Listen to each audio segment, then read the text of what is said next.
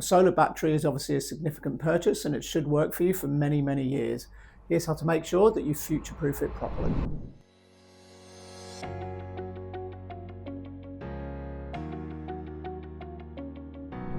Hey everyone, Dan and Matt here. Today we're talking about how to future-proof your battery installation and what to know before you buy. Obviously a big purchase, buying a battery for your home or business. There's some things there that you really want to make sure you get right. I guess the problem has been people rushing into things over the years, not just with batteries, but with solar, sort of being sold the dream, I guess, by various different companies and rushing into purchasing something that potentially isn't right. So I guess this video there is to help you find out the questions to ask and what to look for to make sure that you get it right, not just for today or tomorrow, but for the long term. So I guess, why does it matter? Well, I'll let you take that one away, shall you, Matt? No, fair enough. I guess just following on from that, I guess we've always said for nearly 15 years now, this is the biggest single electrical upgrade you'll do to your home. Yeah. And that's 100% accurate now if you're incorporating a battery as well, because you're then providing obviously stored power, backup power, a couple of other things as well potentially in there. So absolutely massive upgrade that's being completed. So why does it matter? Every battery quality, I guess anywhere on that spectrum of quality has a 10-year warranty. Yeah.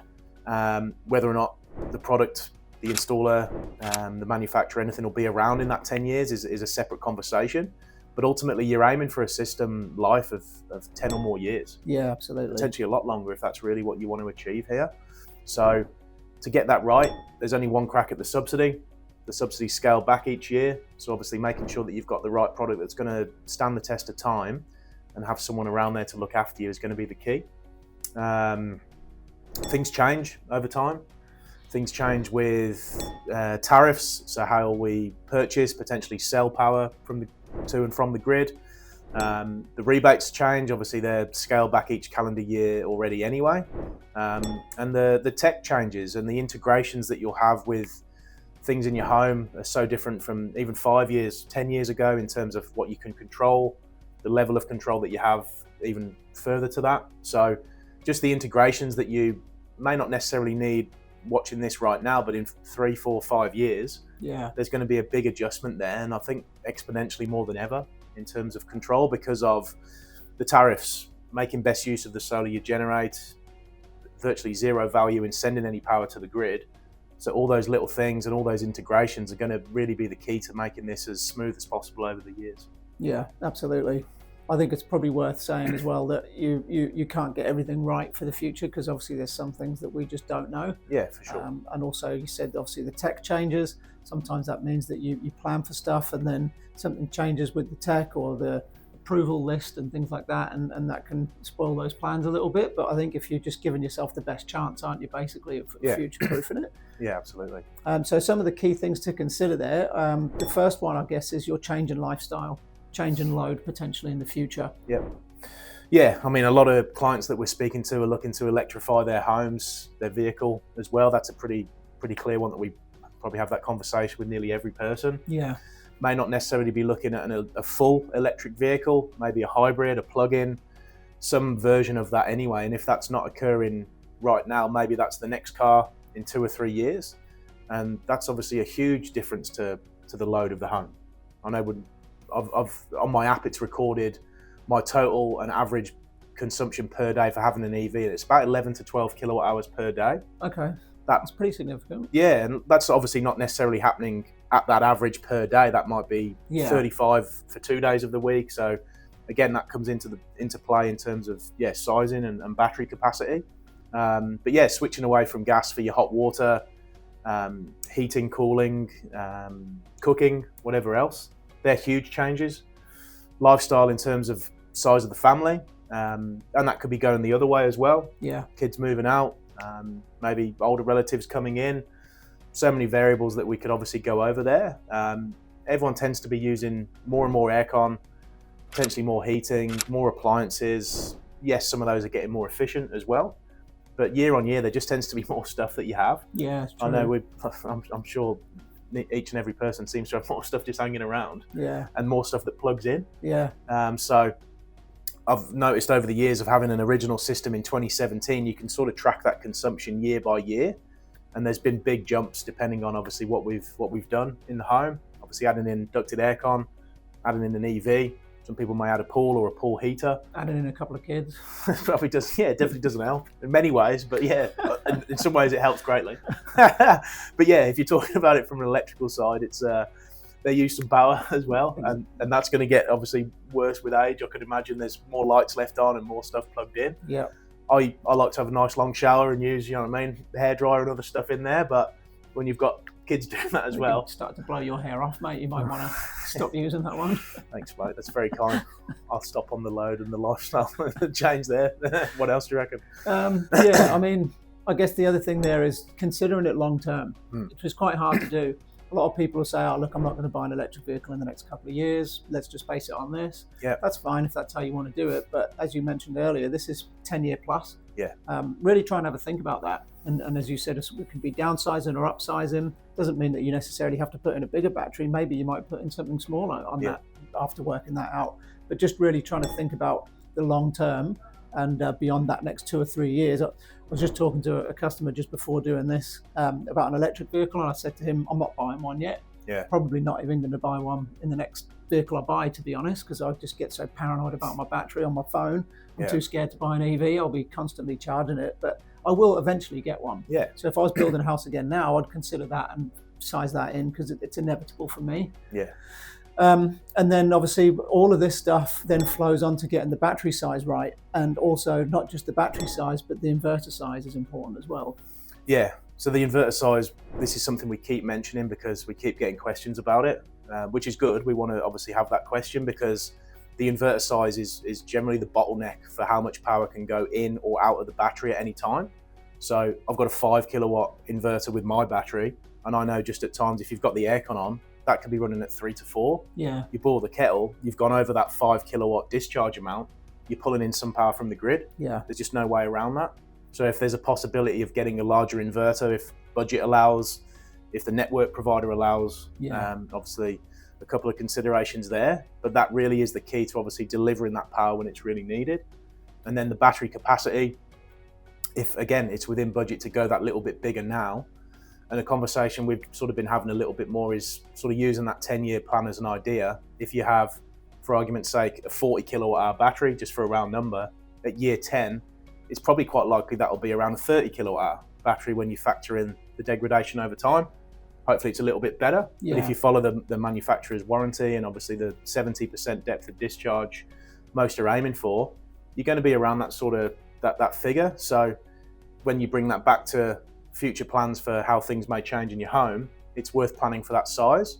And with the subsidy, obviously a little while in now, we've had, I'd say, half a dozen, if not more, clients that on the day of installation are like, oh, can I actually just get one more module or a little bit more? Yeah.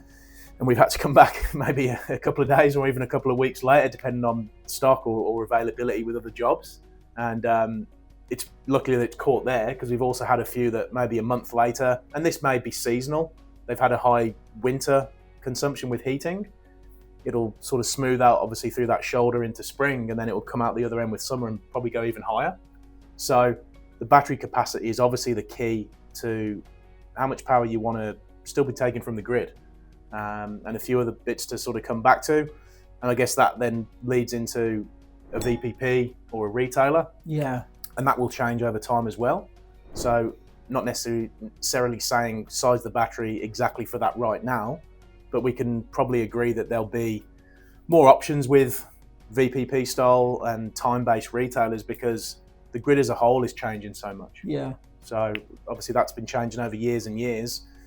Certain time-based retailers will have a very low or even completely free window in the middle of the day where you can import some power to fill your battery, supplement the charge, maybe a low overnight, but a really high peak.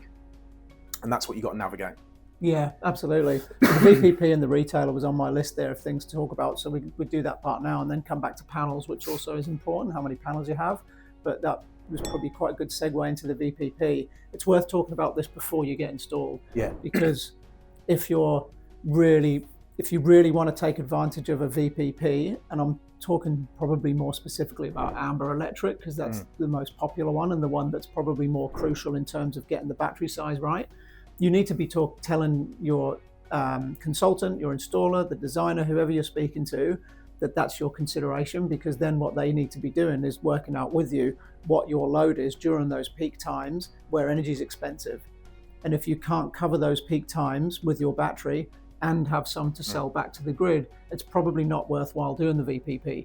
So bringing that up early can do two things. It can firstly identify whether it's right or wrong for you, but it also might have an impact on the size of the battery you install.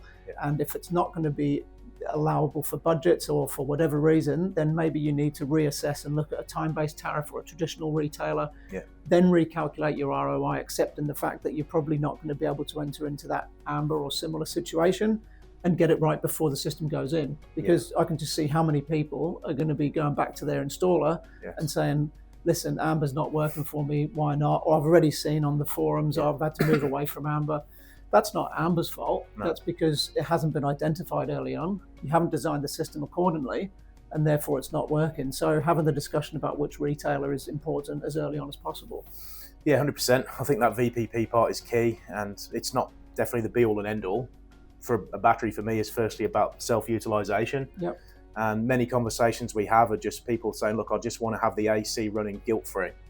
They might be using 30 kilowatt hours a day right now. So we want to have a conversation to say, if there's not much aircon in there, that could be 50, it could be 60. So if you do a 30 kilowatt hour battery, was the perfect size based on what that recent bill was. But then if you've not taken into account, okay, my 3-phase aircon's now running at 3-4 kilowatts per hour for 10 hours, where it wasn't before. So there's all these little things that are worth considering, and you probably figure out pretty quickly if the person you're speaking to knows what they're doing as well. Because we want to tell people what they need to hear, not necessarily what they want to hear. And I've had that conversation a few times saying, look, what you're asking for here is 40 plus kilowatt hours of storage. We don't have to do that. But if your bill's $1,000 a quarter and you want a 20 kilowatt hour battery, we're only covering half that bill. So the VPP won't work. And I'd want to advise that pretty quickly. But also the size, if that's what's within budget, that's completely fine. But at least make, obviously, that aware pretty early on. And I think unfortunately what's happening is a lot of companies that are quoting and installing just have system A, B and C to offer, and regardless really of what you tell them, obviously they'll just give you one of those systems and they'll insist that it's going to do absolutely everything you want. 2 or 3 months later, once you've had a bill or two, that's when you find out it doesn't. So everything you're saying there's spot on. Just going back to the panel sizing, that's one that gets left off a bit now. The batteries have sort of become more popular, but still important to get that right. It's like the panel conversation's completely been forgotten about, both in terms of brand or whatever else, and you find yourself not even talking about it sometimes because there's so much focus placed on the battery because of the subsidy, which obviously makes a bit of sense in some ways. And panel manufacturers have certainly been putting in emails and information out, obviously saying don't forget about it, sort of thing. So how many panels you need will come down to, I guess, similar things with the battery capacity and roof space that's obviously viable for it as well. So consumption, when the power's used, how it's used, what's used, other bits and pieces.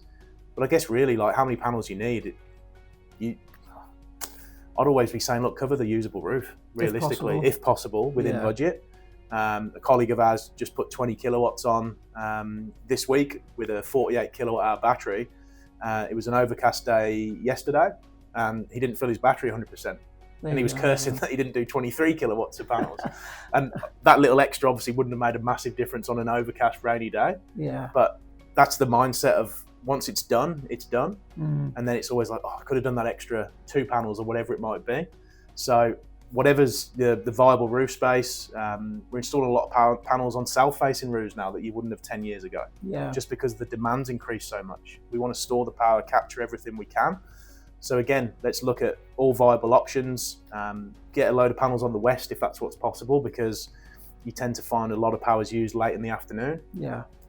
And then VPP, other things that come into play there. So let's see what's possible. But realistically, a lot of cases, it's as many as you can get on there.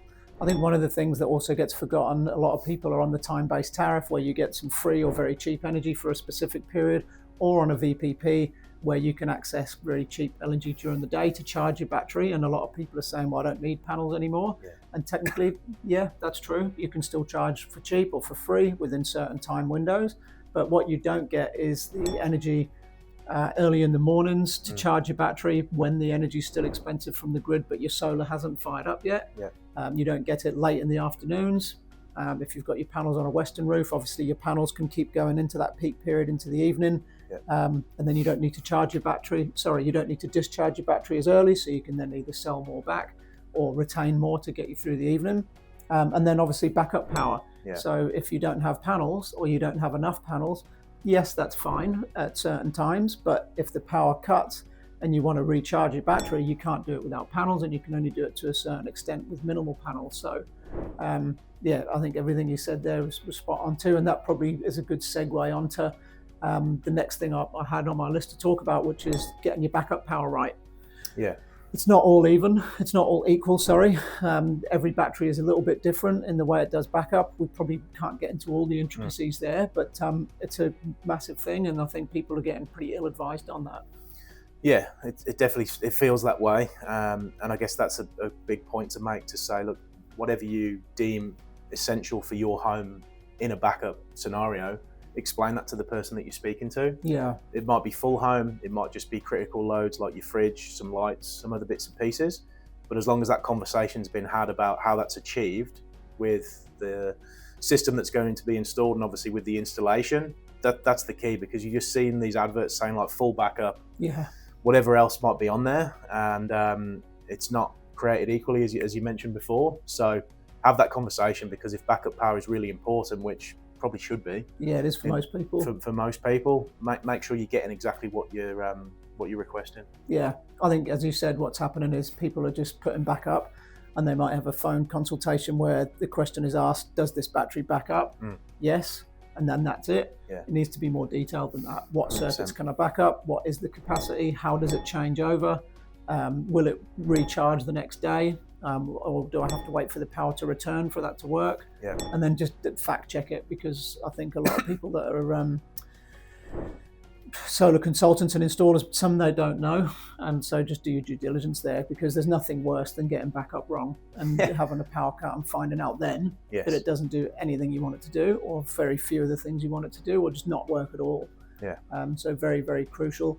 If we're talking about future proofing, then another thing to consider there is the potential of vehicle to grid, vehicle to home, vehicle to load. So basically using your energy from an electric vehicle to run your house or sell to the grid. Something to consider. Yeah, and I guess, look, there's a million things you can talk about with vehicle to grid, like how quickly it'll be integrated, how it'll work with the cars and other bits and pieces. But I think just an important thing to consider again, because as mentioned earlier on, like, it's very likely that you will have some form of electric vehicle, be it a plug-in or something else at some stage. And if it's 10 years from now, a huge percentage of new vehicles are going to be fully electric, I'd expect. Yeah. And again, very different conversation that people are having about that in some places at the moment. But to have that knowledge that you can incorporate your vehicle into the equation is massive. Yeah. May never be needed, but at least it's a consideration to have, because if you have a system which doesn't have the capability to do so, there's a big roadblock there. You might put in 30 kilowatt hours of product that doesn't have that capability. Then you get the car, then you need some sort of conversion to get it, which might cost more than the battery cost. Or who knows? And that's the part, I suppose, when you come back to at the start, we don't know what's going to happen with the tech side. But one thing you can safely say is the vehicle to grid is happening. It's here now. The tests are occurring in different states, so it's not going to be that far until that becomes a real option for people to have. So if that's a consideration, or you already have a vehicle, or the next vehicle you get, at least have that conversation again about the possibility of it. I think that's exactly what it is. It's just having the conversation, making sure the person that you're talking to, who's going to install for you, understands vehicle to grid, can tell you in detail what is possible, what isn't possible, and then you can figure out whether it's something you want to future plan for or not. And if it is, there are some products that have that future-proof capability built in, which then, if it's an interest of you, you should probably use that product, basically. So you need to just have that chat with whoever's doing your system, I would say. Yeah.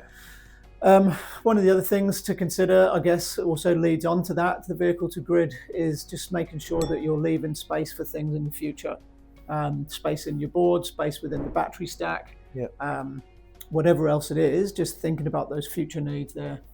Yeah, I guess location of where the battery's going to be as well in relation to where a car may be parked. Yeah, true. If it's in a garage, if it's outside, some installations may be on a shed, might be on a different dwelling as well, particularly if it's more rural. So yeah, a few different scenarios where that may occur, but yeah, having again that in mind, and switchboard's probably a good one I hadn't really thought of in too much detail, but potentially needs some work in the switchboard in the future for that. So it's there's a lot of stuff to think about, obviously, again, future-proofing that tech side. Yeah.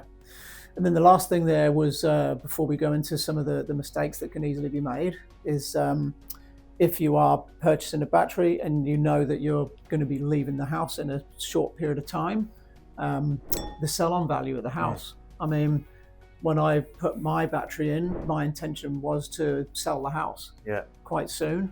That didn't happen, but I won't get into why, but my intention at the time was, so one of the reasons I put a Tesla Powerwall in was because I knew that potential buyers would know what it was. If I'd have put a BYD or a Sungrow battery in, which were two of the other really popular ones we were installing at that time, I don't think people would have known one way or another whether it was a good quality product, whereas Tesla at the time was very well received publicly. Maybe not so much at the time of recording this. I think Elon's probably not the flavour of the month, but that will probably change again. So just, again, something to consider. I know for me, if I'm buying a house, taking solar out of the equation, because that's obviously, I'm very biased there. I would always look at the appliances.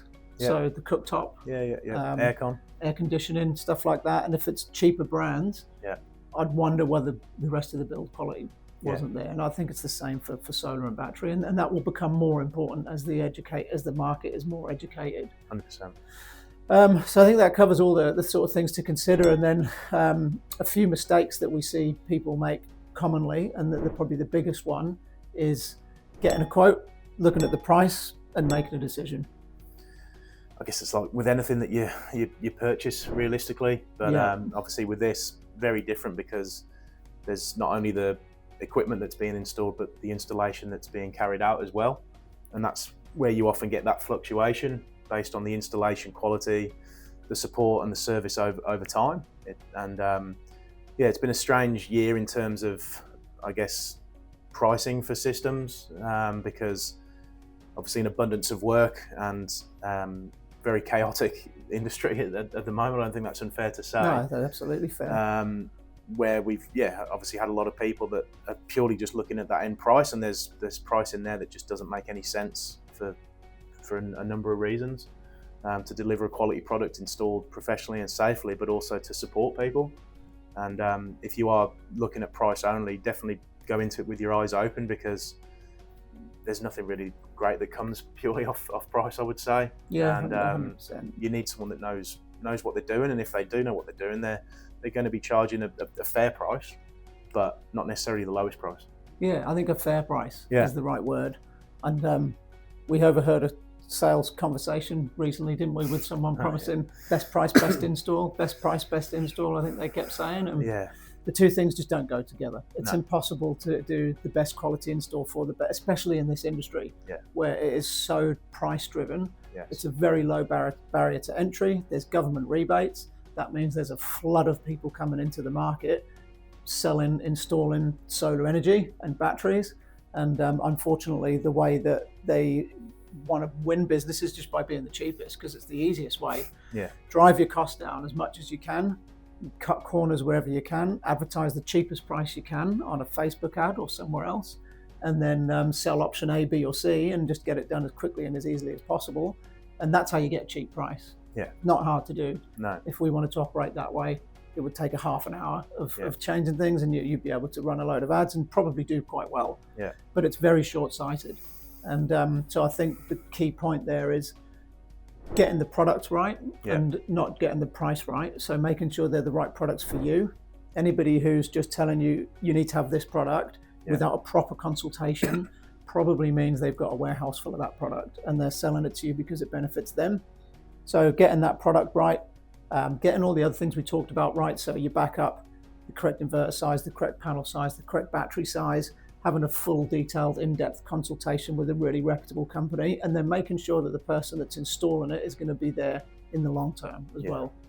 I think a few of the manufacturers have flagged it this year as well, because obviously the market has exploded so quickly. There's a few that we've seen recently where they're doing additional seminars, webinars, information sessions to say there's been a flood of people using our product. We need to, I guess, cast a, I don't know what the right word to say is, but maybe a tighter net across how that's done, because the manufacturer has been fielding phone calls that the installer should be helping with. Oh, I see. Wi-Fi questions about, should I be on this, should I be on this, where if you've done it for absolutely nothing, there's no money in the job to obviously have that conversation. And I can see that happening over time. And I watched a video recently that an installer had done in another state, where they were specifically saying a problem with one manufacturer isn't going to be their own doing. It's just purely going to be the fact that it's now in such high volume across such a wide net of installers. And that's really what happens a lot of the time, is you obviously get people that know the product inside out. There's some great people that are installing various brands here. Yeah. But as you mentioned before, with the new subsidy and an absolute rush of business and interest from the public, there's going to be a huge mix of obviously the outcomes here. Definitely. There's going to be, give it a few years and see some of these installs and some of the batteries that are going in now. It's going to be a mess, basically. And then those people that have installed something that hasn't been done correctly, if it's going to need to be replaced and it's not under warranty, they're going to have to pay the full price, because you don't get a rebate the second time around. Yeah. So we talk about this all the time, and it's not a sales pitch. We can't cover every area. And the key to these videos is we want to add value. It's not a sales pitch. So we're not the only ones that are doing this correctly, but it's probably, unfortunately, in this industry, out of 10 companies, there's probably only 2 or 3 that really, really know what they're doing, that really have the runs on the board, and that are that you need to identify and make sure that you're getting looked after properly. If not, you're going to end up buying twice. I think that about pretty much covers it. Yeah, I think so. We have a battery guide as well that we always put in the description of the video. There's a link there, so that's a handy resource you can download for free. If we've missed anything or you've got any questions, chuck them in the comments. We'll be happy to help if we can. Thank you. Thanks.